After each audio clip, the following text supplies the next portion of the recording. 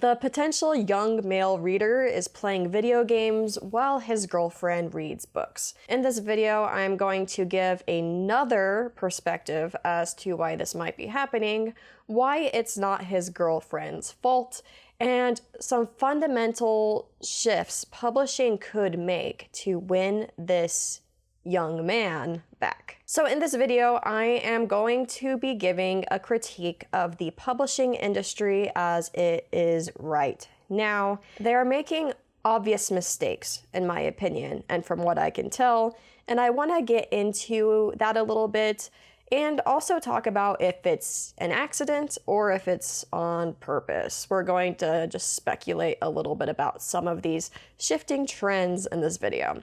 Now, I also believe in reader accountability. In the past, I did a video that was called "Books Are Getting Worse and It's Our Fault." I do think as readers, we have the power to demand quality books, especially when it comes to developmental line and copy editing, and we can decide what to buy and what to review. I always think that we have some accountability in what we read and what is on the shelves because publishers publish what we want. That being said, I think the ideas that I'm going to put forth in this video and the ideas in that video can coexist and work together. They do not have to be mutually exclusive. And let me be clear that what I'm going to talk about in this video is part of the discussion. It is not a full breakdown on why men are not reading as much as they used to be. There are so many people who have taken so many different angles on this whole issue, and I think the one that I'm going to take is just one that's not discussed as much, which is why I feel like I want to discuss it from this perspective. So we are going to start by talking about the literary midlist. I think the change in approach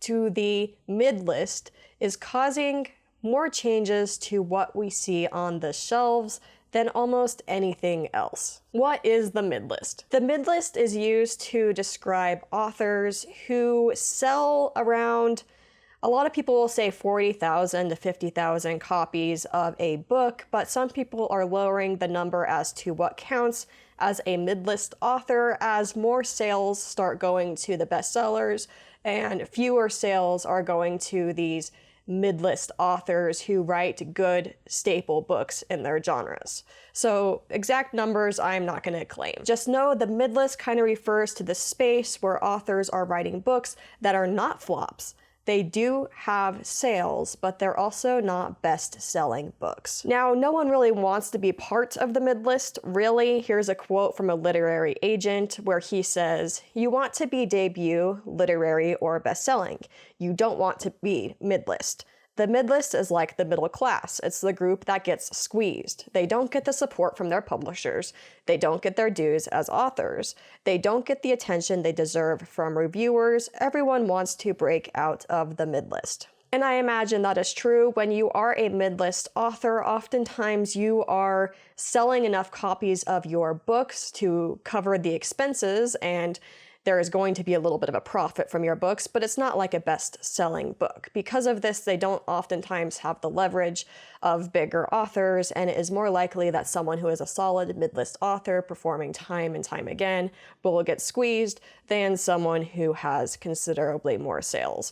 And you'll see this sort of in reality when you see authors who actually have the ability to change the spaces that they are in. They're usually really, really big authors. I think Brandon Sanderson at one point tried to make a play with Audible. There's a lot of discussion about how that didn't work out, but the fact that he was able to try to do something was a privilege he had because of how big of an author he is. A lot of these midlist authors do get squeezed. That's not really what we're going to be talking about today, though. We're going to be looking at the problem from the midlist in a completely different angle that will eventually tie into the whole premise of this video that got you to click on why this somehow is connected to fewer young men reading. Despite all of those other things that we're not really going to talk about, the midlist has always been a space of experimentation. A midlist author could go to a publisher for many years and show some modest success that he or she had in the past, and then pitch a publisher a brand new idea, maybe a twist on a subgenre or a book that really hadn't been written yet. And then a person with the publishing company might use their intuition to give this promising author a chance and publish the book. This ecosystem where we have this experimentation with midlist authors and publishers who are willing to give them a solid chance did not go away, but I think it got lobotomized. I have an idea as to how it's possible publishers stopped using this space productively and why that might be causing, or at least contributing to, some of the shifts we see in reader demographics. The midlist laboratory becomes a factory.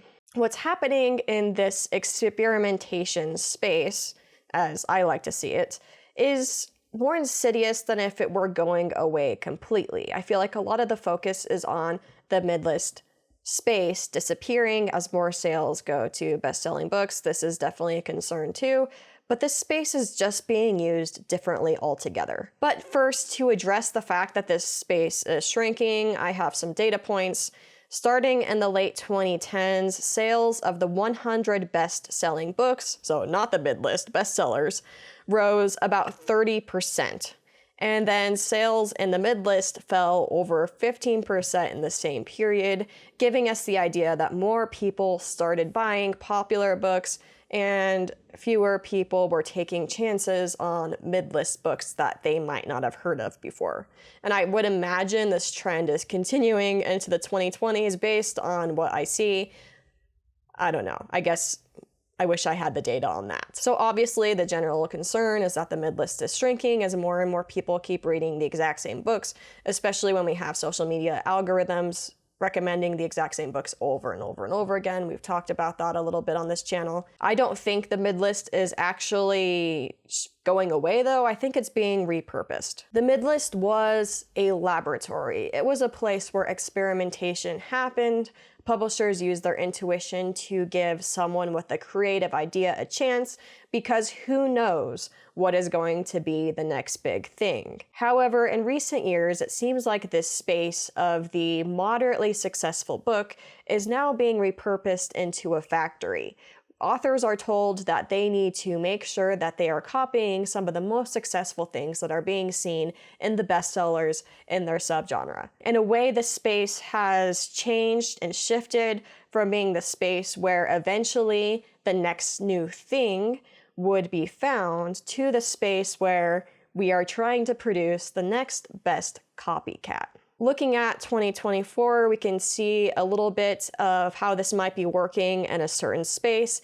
In the first half of 2024, two romantasy authors, Sarah J. Maas and Rebecca Yarros, both sold together 3 million copies. This is super impressive and definitely shows that there's a huge group of people who are looking for the type of romantasy stories that these two authors offer. Here's the thing though, the space of the next most popular book is churning out tons of similar feeling romantasies to the romantasies that were successful. A lot of these books are sort of in this 10,000 to 60,000 sales range, the range of the experimental midlist that at least used to be used as a little bit more of experiment. What I think is changing is I don't know if these are really actually all that experimental anymore. The algorithm takes over. So what changed the midlist laboratory where we had experimentation and innovation into the midlist factory where we're looking for the next best copycat? I think I have an idea. Publishing has undergone a fundamental change in how they make decisions. The industry for decades was based on human intuition. People who were professionals and could make human decisions would decide what book would get the next chance. Now these decisions are being made increasingly through data analytics because, well, they have a lot more data to analyze. For example, Amazon has something called Amazon Charts. This not only shows what books are being purchased, but also shows what books are being opened and which books are being read. This is analyzed in conjunction with what is trending on the social media space and what keywords are leading to actual book sales. One literary agent put the shift this way. He said, "Book publishing, once considered an industry guided by intuition and subjective judgment, is now embracing the power of data-driven decision-making." Many people see this as a good thing. You get to see what actual readers are actually reading and what is actually holding their attention. I see where people are coming from. I do think that there is a major blind spot in this shift in approach. But let's give credit where credit is deserved. The romantasy boom of 2024 put adult fantasy sales up by 85.2%. Now, this wasn't all romantasy, but it was a huge part of it. And we are going to get into how this, I think, is affecting men in the space. Let me say that breakout hits have always been important. A Game of Thrones was important for the industry. Harry Potter was important for the industry. We don't need to feel bad about Fourth Wing or Court of Thorns and Roses bringing in so many sales. That is a very, very good thing. The problem isn't that there are successful books, it is what publishers do once they experience success. Instead of using success from certain books to allow publishers to take more risks and experimenting with other ideas, they seem to be using it to just churn out similar books to the books that are already succeeding. This does, for a time, satisfy the audience that is already reading, but even that audience after a while might get bored if enough experimentation is not happening. The irony, in my opinion, might be that by following data too closely, publishers could be shooting themselves in the foot. Data tells you what worked yesterday. It doesn't tell you what is going to work tomorrow.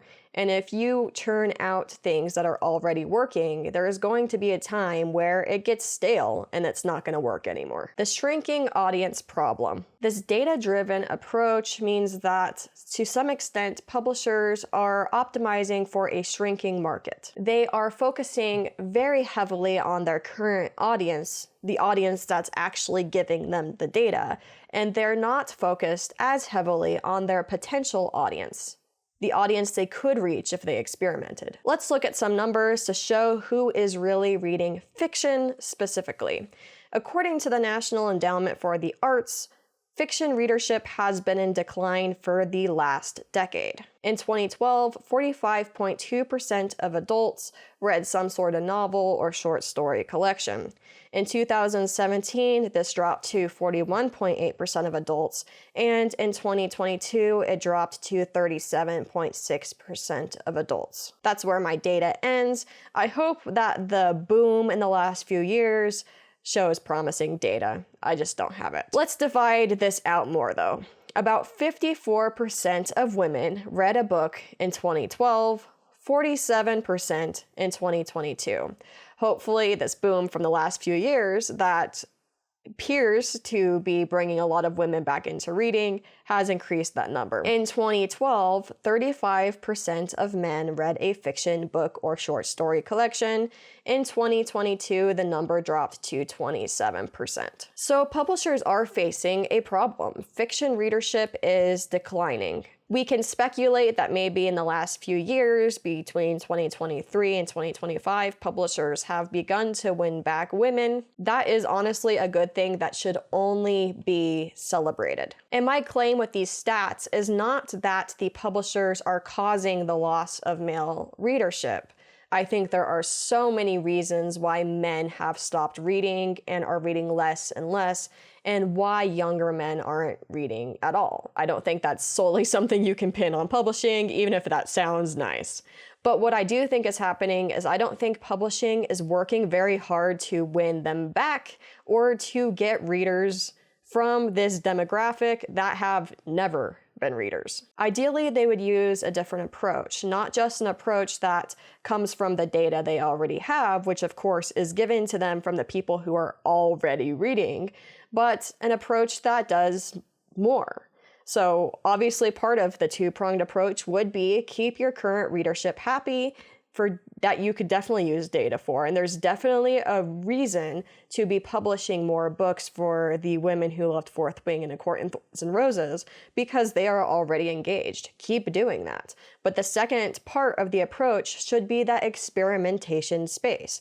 It should be a space where you try to think of who else could be reading and what type of books should we be taking chances with. The group of people who could be reading but aren't reading is huge. The financial cushion from really successful books should give publishers the confidence to take some risks. It gives them the stability they need to search for new audiences that are not already reading. The next breakout success is likely not going to be what anyone is expecting, and you're not going to find the next breakout success by being obsessed with your data and what worked in the past. You are going to find the next thing through human intuition and professional expertise. And for the record, although I'm bringing this discussion to you through the lens of young men aren't reading, and I don't think publishers are trying hard enough, this could be used for so many other groups as well. This experimentation space could be used to publish more LGBTQ+ fiction. It could also be used to publish more and more non-white authors with different cultural backgrounds. You don't only have to create what is already working, you can go and look for new audiences and try new things. Every year they chase the audience they already have, they are losing potential new audiences to movies, TV shows, podcasts, video games, and maybe even nonfiction. We are not enemies. This whole thing unnecessarily seems to pit men against women. Every day on the internet, I see what seems to be like a middle-aged man complaining about how romantasy has taken over fantasy. They lament over a space that used to be largely filled with what they wanted to read is now being taken over by stuff they just don't want to read. I have to say that as a woman, this argument feels so easy just to ignore and say, oh my gosh, this guy is crazy and I can't handle when people have this attitude. That is the easy thing to feel as a woman, especially when you start seeing more and more books be published that appeal to women, where for many decades this wasn't happening to this extent. Women reading fiction targeted at women is not a problem. Women having preferences is not a problem. You're never going to convince me of that. But I have to say, the more I learned about this, the more I realized that there is actually a problem. Using data as the primary way to make decisions as to what is going to be published leaves everyone stuck. It has them chasing the success of the past instead of the possibilities of the future. And this kind of creates an artificial scarcity. It has men claiming that publishers are no longer publishing books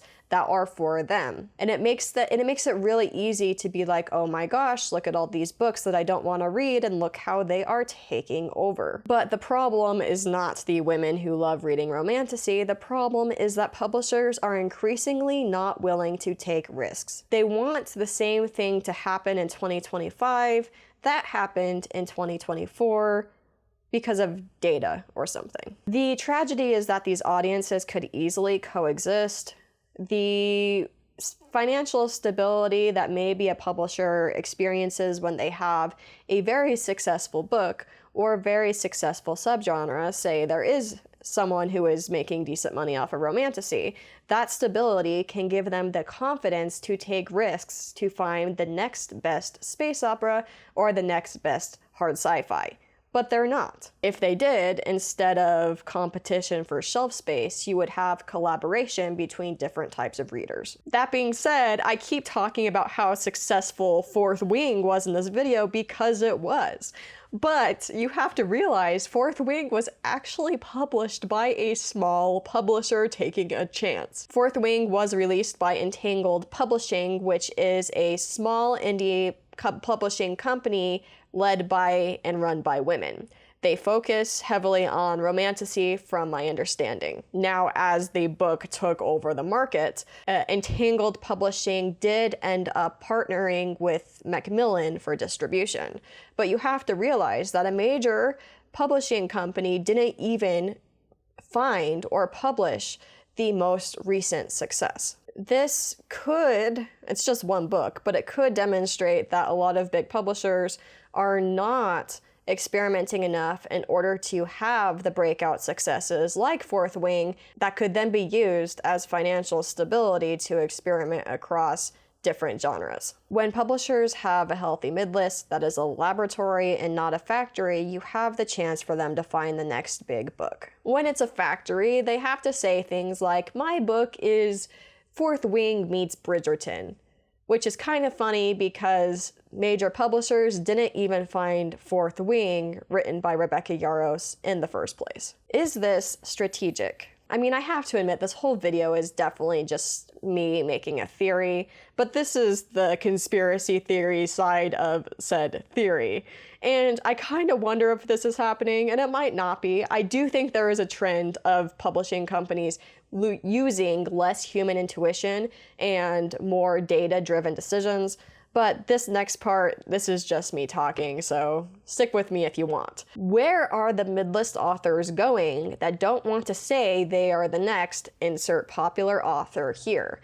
There is evidence to suggest that a lot of these moderately successful authors are going to indie presses and smaller publishers. These indie presses and smaller publishers are giving these authors more leeway to experiment with actual unique new ideas and twists on already existing genres. They aren't oftentimes expecting them to write what is already popular and what is already working. This means the major publishers are taking the fewest creative risks, and smaller or indie presses are taking on the bigger risks. So the people who have the ability maybe to take on more risks are letting the people who have less of an ability to take on the risks do all of the research to see what could be popular in the future. Once the indie press actually finds something successful, trust me that the major publisher will then swoop in and take over. Then the major publisher will go and try to copy the book that was the breakout success over and over and over again with their new factory system. Now, is that actually happening? I don't know.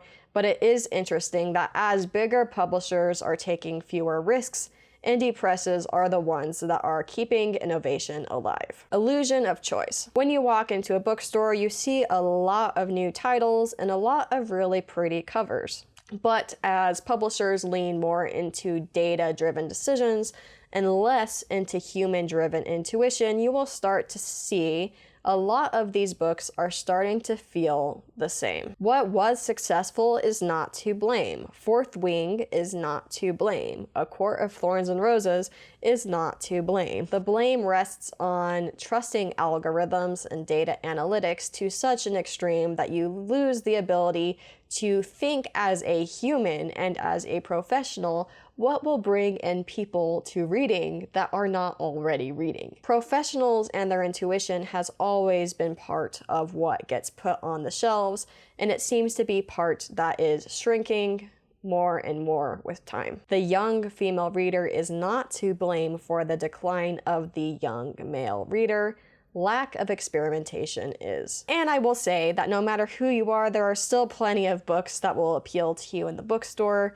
Maybe some of them won't be brand new releases, as publishers keep trying to copy what's been working in the last few years, but if there is a sort of genre or sort of type of book that you like, there is probably still something in the store that appeals to you. If you want to encourage experimentation and innovation, I do recommend that you look into some indie presses and some smaller publishing companies, as well as looking into authors who are publishing largely by themselves. There are still areas of the industry that are really, really focused on finding something new and appealing to the audience that might not be the target demographic for your nearest bookstore. They are taking a lot of the risk and probably deserve part of the reward. I promise what you want to read is being written somewhere. Thank you for watching.